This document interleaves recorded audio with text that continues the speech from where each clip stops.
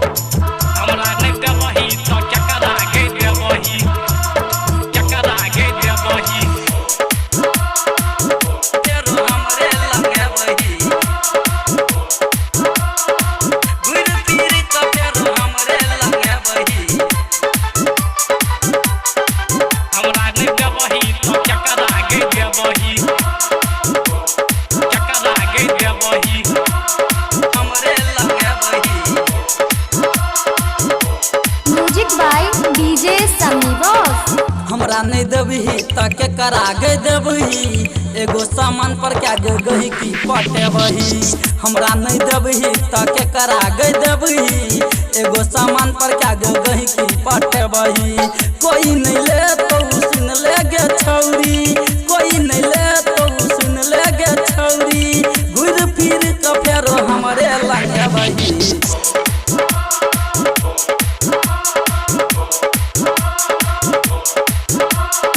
हमरा नहीं देबही तो चकरा के देबही एगो सामान पकते गहकी फसबही हमरा नहीं देबही तो चकरा के देबही एगो सामान पकते गहकी फसबही कोई नहीं ले तो सुन रह गे छौरी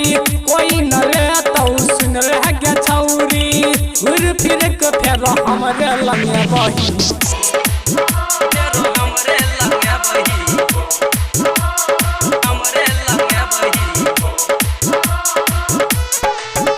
फेरो हमरे लगे बही घुर फिर के फेरो हमरे लगे बही हमरा नहीं देबही तो चकरा के देबही फेरो हमरे लगे बही हमरा नहीं देबही तो चकरा के देबही Presented by Nancy Films and Music, Gandhra Chowk। नया नया गही की पटाबै छी छौरी गे पटाबै छी छौरी गे छुइए के छोड़ देतौ कोनो छौरा छौरी गे अपन सामान जे आना तू देखबही कोई नहीं ले तो फेर हमरे लगे बही हमरे लगे बही हमरे लगे बही लइए का भाग जेतौ तब तू की करबी हमरा नहीं देबही त के करा क देबही लइए का भाग जतो तब तू की करबी हमरा नहीं देबही तो चकरा के देबही एगो सामान पर सुन ले गे छौरी एगो सामान पर सुन ले गे छौरी क्या गो अब तू गही की पटेबही फेरो हमरे लगे बही हमरे लगे बही फेरो हमरे लगे बही घुर फिर के फेरो हमरे लगे बही हमरा नहीं देबही तो चकरा के देबही फेरो हमरे लगे बही हमरा नहीं देबही तो चकरा के देबही फेरो हमरे लगे बही म्यूजिक बाय डीजे समी बॉस।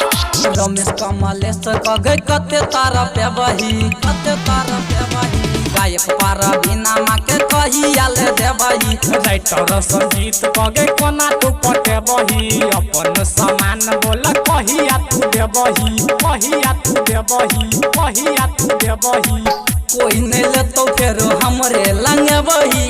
एगो सामान पर कते गही की फसबही कोई नहीं ले तो फेरो हमरे लगे बही एगो सामान पर बोल कते पटेबही